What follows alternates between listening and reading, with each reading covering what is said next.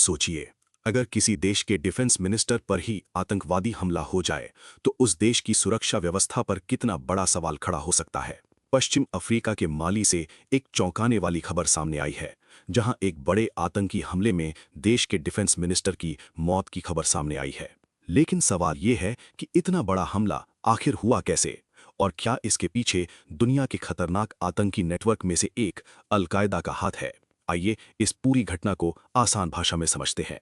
Reports के मुताबिक पश्चिम Africa के माली में हाल ही में एक बड़ा आतंकवादी हमला हुआ। इस हमले में देश के डिफेंस मिनिस्टर को निशाना बनाया गया। हमला इतना अचानक और संगठित था कि सुरक्षा एजेंसियां भी कुछ समय तक समझ नहीं पाईं कि आखिर ये हमला हुआ कैसे। अब शुरुआती जांच में शक जताया जा रहा है कि इस हमले के पीछे अल-कायदा से जुड़े आतंकी गुट हो सकते हैं। लेकिन यहां से कहानी और दिलचस्प हो जाती है, क्योंकि ये हमला सिर्फ एक व्यक्ति पर नहीं बल्कि पूरे देश की सुरक्षा व्यवस्था को चुनौती देने वाला हमला है। दरअसल पिछले कई सालों से अफ्रीका का साहिल रीजन, जिसमें माली, नाइजर और बुर्किना फासो जैसे देश आते हैं, आतंकवाद का नया केंद्र बनता जा रहा है।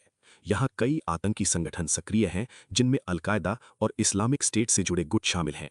इनका मकसद सरकार को कमजोर करना, सेना और नेताओं को निशाना बनाना और पूरे क्षेत्र में अस्थिरता फैलाना है।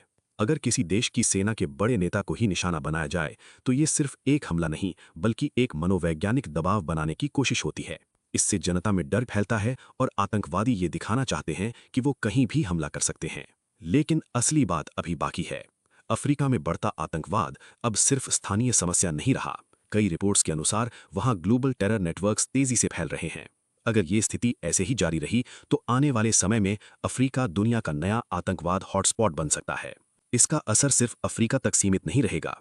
अगर वहां अस्थिरता बढ़ती है तो ग्लोबल सिक्योरिटी, व्यापार और कई देशों की सैन्य रणनीति प्रभावित हो सकती है।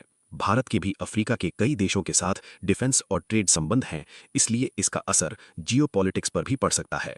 तो माली में हुआ ये आतंकी हमला सिर्फ एक आतंकी घटना नहीं बल्कि दुनिया के लिए एक बड़ा चेतावनी संकेत है। अब सवाल आपसे, क्या आपको लगता है कि आने वाले समय में अफ्रीका आतंकवाद का नया केंद्र बन सकता है?